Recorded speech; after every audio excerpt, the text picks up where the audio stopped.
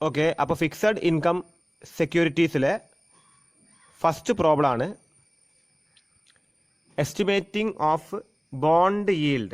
Okay, അപ്പോൾ ഇതാണ് നിങ്ങൾ നോട്ട് ചെയ്ത് വെക്കേണ്ടത്. ഇതാണ് ഹെഡിങ്. ഓക്കെ, ഇങ്ങനെ ബ്രാക്കറ്റ് ഒന്നും ഇടണ്ട. നിങ്ങൾ എന്താ വെച്ചാൽ എസ്റ്റിമേറ്റിംഗ് ബോണ്ട് yield എന്ന് മെയിൻ ഹെഡിങ് ആയിട്ട് എഴുതി വെക്കുക. അത് ചെറിയ ചെറിയ പ്രോബ്ലംസ് ആണ് വരുന്നത്. അപ്പോൾ എസ്റ്റിമേറ്റിംഗ് എന്താണ് means? It means calculating the bond yield means എന്താണ്? ദ റിട്ടേൺ ഫ്രം എ ബോണ്ടിനെയാണ് yield എന്ന് പറയാം. yield എന്ന് പറഞ്ഞ വേർഡിൻ്റെ മീനിങ് നമ്മൾ എന്താണ്? ഈ വിളവെടുപ്പ് എന്ന് കേട്ടിട്ടുണ്ട് അല്ലേ? നമ്മൾ കൃഷി ചെയ്യുമ്പോൾ എന്താണ് അതിന് കിട്ടുന്ന പ്രൊഡക്ട്സിനെയാണ് നമ്മൾ എന്ത് ചെയ്യുക? വിളവെടുപ്പ് എന്ന് പറയാം. ഇപ്പം നെൽകൃഷി ചെയ്യുമ്പോൾ എന്താണ്? അത് പാകമായി കഴിഞ്ഞാൽ എന്താണ്? അപ്പോൾ നമ്മളതിനെ വിളവെടുക്കുക എന്ന് പറയും. അതേമാതിരി ബോണ്ട് അങ്ങനെ തന്നെയാണ്. ബോണ്ട് എന്താണ്? ഒരു സമയം നമ്മളത് നിക്ഷേപിക്കും. ഓക്കെ, എന്നിട്ട് ടൈം പീരീഡ് കഴിഞ്ഞിട്ടാണ് നമുക്ക് എന്ത് കിട്ടുക? അത് നമുക്ക് തിരിച്ച് കിട്ടുക. അപ്പോൾ ഇതിൻ്റെ കൂടെ എന്ത് കിട്ടും? ഒരു റിട്ടേണും ചേർത്തിട്ട്. ഇപ്പോൾ 100 രൂപയാണ് നമ്മൾ ഇൻവെസ്റ്റ് ചെയ്തിരിക്കുന്നതെങ്കിൽ ഇപ്പോൾ ഒരു 6 മാസമാണ് ബോണ്ടിൻ്റെ കാലാവധി എന്ന് വെക്കുകയാണെങ്കിൽ ഇവിടെ വരുമ്പോൾ ചിലപ്പോൾ എന്ത് കിട്ടും? അത് 110 രൂപ കിട്ടും. അപ്പോൾ ഇവിടെ എന്താണ്? ഈ അഡീഷണൽ വന്ന 10 രൂപയാണ് എന്ത്? yield എന്ന് പറയാം, റിട്ടേൺ. ഓക്കെ, അപ്പോൾ അതിൻ്റെ റിട്ടേണിൻ്റെ റേറ്റ് കാൽക്കുലേറ്റ് ചെയ്യാൻ വേണ്ടിയിട്ടാണ് പറയുന്നത്. അപ്പോൾ yield-ൻ്റെ മീനിങ് അവിടെ എഴുതിയിരിക്കുന്നത് ഇതാണ്. നമ്മളെന്ത് ഇക്വേഷൻ. ഓക്കെ, ഇതപ്പോൾ നിങ്ങളൊന്ന് നോട്ട് ചെയ്ത് വെക്കുക. ഇതാണ് നമ്മുടെ ഇക്വേഷനായിട്ട് വരുന്നത്. അപ്പോൾ കറണ്ട് yield, അതായത് നിലവിൽ ബോണ്ടിൻ്റെ yield മീൻസ് അതിൻ്റെ റേറ്റാണ് ചോദിക്കുന്നത് കേട്ടോ. 100 രൂപ നിക്ഷേപിച്ചാൽ എത്ര ശതമാനം കിട്ടുന്നുള്ളതാണ് ചോദിക്കുന്നത്. അപ്പോൾ current yield equal to C divide by P0 into 100. C divided by P0 into 100. C means coupon rate. C എന്ന് വെച്ചാൽ കൂപ്പൺ റേറ്റ് ആണ്. അതിന് എന്തും പറയാം? ആനുവൽ ഇൻട്രസ്റ്റ് എന്നും പറയാം. ഒരു ബോണ്ടിൽ നിന്ന് കിട്ടുന്ന ഇൻട്രസ്റ്റിനെ സ്വതവേ പറയുന്നത് കോമൺ നെയിമാണ്. അതിൻ്റെ എന്താണ്? കൂപ്പൺ റേറ്റ് എന്ന് അതിന് പറയാം. അല്ലെങ്കിൽ എന്താണ്? ഇതിനെ ആനുവൽ ഇൻട്രസ്റ്റ് എന്നും പറയാം. അപ്പോൾ ഇൻട്രസ്റ്റ് എന്താണ്? പലിശ എന്താണെന്ന് നമുക്കറിയാം അല്ലേ? നമ്മൾ സ്ഥലത്ത് പോയിട്ട് കാശ് നിക്ഷേപിച്ച് കഴിഞ്ഞാൽ എന്താണ്? ആ മുതലിൻ്റെ കൂടെ നമുക്ക് അഡീഷണലായി കിട്ടുന്ന തുകേൻ്റെ പേരാണ് പലിശ. അതേമാതിരി ബോണ്ടിൽ നിക്ഷേപിച്ച് കഴിഞ്ഞാൽ ഒരു തുക നിക്ഷേപിച്ചാൽ അതിൽ ആ തുകക്ക് അധികമായിട്ട് നമുക്ക് കിട്ടുന്ന എന്താണ്? ആ വരുമാനത്തിൻ്റെ പേരാണ് കൂപ്പൺ റേറ്റ്, അല്ലെങ്കിൽ എന്താണ്? Annual interest receivable from the bond. P0 means എന്താണ്? Current market price of a bond. Okay, ഇതാണ് കറൻറ്റ്, അതായത് നിലവിലുള്ള ബോണ്ടിൻ്റെ മാർക്കറ്റ് പ്രൈസിനെയാണ് P0 എന്നതുകൊണ്ട് ഉദ്ദേശിക്കുന്നത്. അപ്പോൾ നിങ്ങൾ ഈ ചോദ്യം നോക്കാം. An investor bias A 10% of 100 rupees debenture. 10% rupees 100 debenture. അതായത് വെച്ചാൽ ഈ ഡിബഞ്ചറിൻ്റെ നിലവിലുള്ള ഇൻട്രസ്റ്റ് റേറ്റ് എന്ന് പറഞ്ഞത് 10% ആണ്. ഒരു ഡിബഞ്ചറിൻ്റെ വില എന്ന് വെച്ചാൽ 100 രൂപയാണ്. ഡിബഞ്ചറിൻ്റെ കൂടെ നമ്മൾ എഴുതുന്ന ഒരു പേരാണെന്ത്? അത് ഡിബഞ്ചറെന്നോ ബോണ്ടെന്നൊക്കെ എഴുതുമ്പോൾ ചില നേരം എങ്ങനെ എഴുതുന്നു വെച്ചാൽ, ഡിബഞ്ചറെന്നോ ബോണ്ടെന്നൊക്കെ എഴുതുമ്പോൾ എങ്ങനെ എഴുതാന്ന് വെച്ചാൽ 10% ഡിബഞ്ചർ, അല്ലെങ്കിൽ എന്താണ് 12% ഡിബഞ്ചർ എന്നൊക്കെ എഴുതും. ഇതെന്താ? നിലവിലുള്ള അതിൻ്റെ ഇൻട്രസ്റ്റ് റേറ്റിനെ സൂചിപ്പിക്കുന്നു. അതായത് 100 രൂപ ഇട്ടാൽ ഈ ഡിബഞ്ചറിന് 10 രൂപയും കിട്ടും. 100 രൂപ ഇട്ടാൽ ഈ ഡിബഞ്ചറിൽ നിന്ന് 12 രൂപയും കിട്ടും. അതാണ് ഇവിടെ സൂചിപ്പിക്കുന്നത്. ഓക്കെ, അപ്പോൾ അതിൻ്റെ ഒന്നിൻ്റെ വില എത്രയാണ്? ഒന്നിൻ്റെ വില എന്ന് വെച്ചാൽ 100 രൂപയാണ്. ഓക്കെ, വില 100 രൂപയാണ്. Investor bias A 10% rupees 100 debenture. ഇതിൻ്റെ വില 100 രൂപയാണ്. ഇതിൻ്റെ ഇൻട്രസ്റ്റ് റേറ്റ് എന്ന് പറയുന്നത് എത്രയാണ്? 10% ഓഫ് ABC കമ്പനി. ABC കമ്പനീൻ്റെ കയ്യിൽ നിന്നാണ് വാങ്ങുന്നത്. അറ്റ് ₹90. 100 രൂപേൻ്റെ ഡിബഞ്ചർ 90 രൂപക്കാണ് വാങ്ങുന്നത്. 100 രൂപേൻ്റെ ഡിബഞ്ചർ വാങ്ങുന്നത് എത്ര രൂപക്കാണ്? 90 രൂപക്ക്. ഡിബഞ്ചർ അപ്പോൾ ഡിസ്കൗണ്ടിനാണ് വാങ്ങുന്നത്.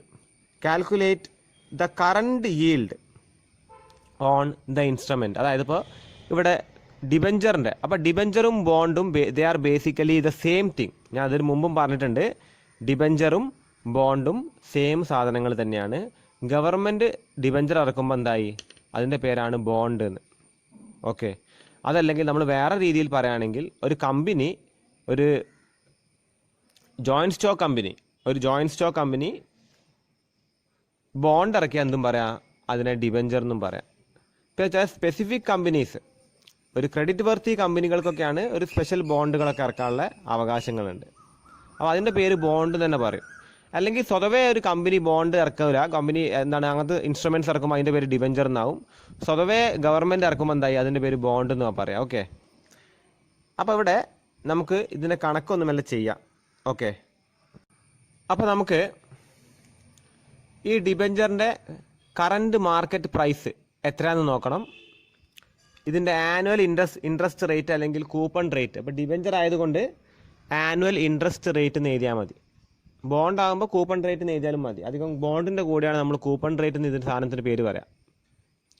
ഇൻട്രസ്റ്റ് റേറ്റിന് സ്വതവേ ബോണ്ട് ആവുന്ന നേരത്ത് കൂപ്പൺ റേറ്റ് എന്നും പറയും. ഡിബഞ്ചർ ആകുമ്പോൾ അധികം പറയാം ആനുവൽ ഇൻട്രസ്റ്റ് റേറ്റ് എന്നാണ് പറയാം. അപ്പോൾ ഇത് രണ്ടും നമ്മൾ ക്വസ്റ്റ്യൻ നോക്കി നമ്മൾ കണ്ടെത്തി കഴിഞ്ഞാൽ പിന്നെ നമുക്ക് ഇതിൻ്റെ കറണ്ട് ഈൽഡ് കണ്ടെത്താൻ വളരെ സിമ്പിളാണ്. ഓക്കെ, അപ്പോൾ നിങ്ങൾ ശ്രദ്ധിക്കുക,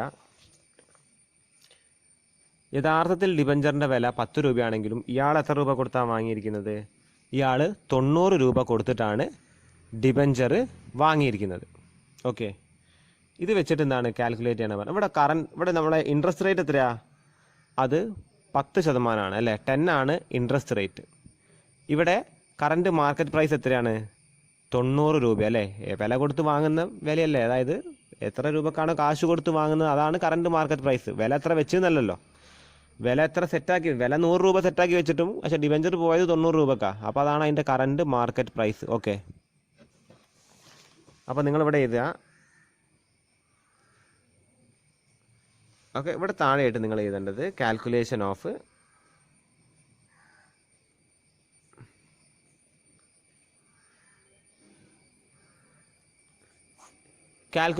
ഈൽഡ് അല്ലെങ്കിൽ കാൽക്കുലേഷൻ ഓഫ് ഡിബഞ്ചർ ഈൽഡ് എന്നൊക്കെ എഴുതാം. അപ്പോൾ നിങ്ങൾ ഇതിന് താഴെയായിട്ട് എഴുതാം. അതിൻ്റെ ഇക്വേഷൻ എന്താ?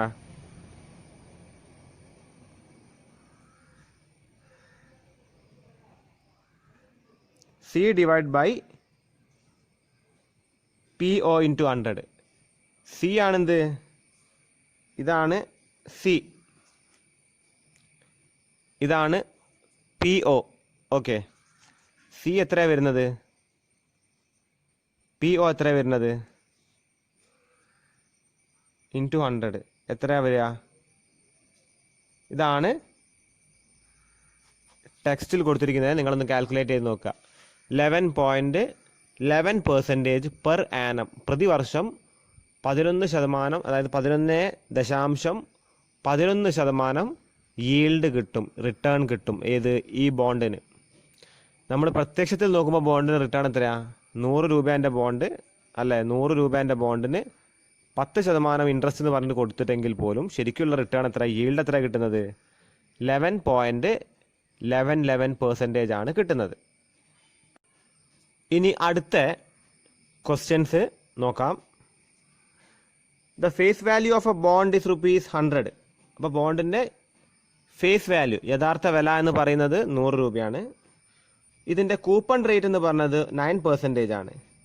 പ്രസൻറ്റ് മാർക്കറ്റ് പ്രൈസ് എത്രയാണ്? 90 രൂപയാണ്. അതിൻ്റെ കറണ്ട് ഈൽഡ് കണ്ടെത്താനാണ് പറയുന്നത്. ഇവിടെ നമ്മുടെ C എത്രയാണ്? 9% ആണ്. PO അല്ലെങ്കിൽ മാർക്കറ്റ് പ്രൈസ് എത്രയാണ്? 100 അല്ല 90 ആണ്. അത് നമ്മൾ ക്വസ്റ്റ്യൻ വായിച്ച് കൃത്യമായിട്ട് മനസ്സിലാക്കണം. ഇവിടുത്തെ ചാലഞ്ച് എന്താണെന്ന് വെച്ചാൽ കറക്റ്റായിട്ട് PO മാക്സിമം മനസ്സിലാക്കുക എന്നുള്ളതാണ്. ഓക്കെ, അപ്പോൾ നമ്മൾ ആദ്യം തന്നെ ഇവിടെ നിങ്ങൾ കൂപ്പൺ ഈൽഡ് ഈക്വൽ ടു, ഇവിടെ നമ്മൾ ടെക്സ്റ്റിൽ അങ്ങനെ എഴുതിയിട്ടില്ല, 9 ഡിവൈഡ് ബൈ 90 ഇൻറ്റു 100. അപ്പോൾ എത്ര വരും? 10% will be the current yield. Okay, ബോണ്ടിൻ്റെ കേസിൽ ഇവിടെ കറണ്ട് ഈൽഡ് എത്രയാണ്? 10%. ഇത് കഴിഞ്ഞ അടുത്ത ക്വസ്റ്റ്യൻ, ഇത് കാലിക്കറ്റ് യൂണിവേഴ്സിറ്റി 2014 ചോദിച്ച ചോദ്യമാണ്.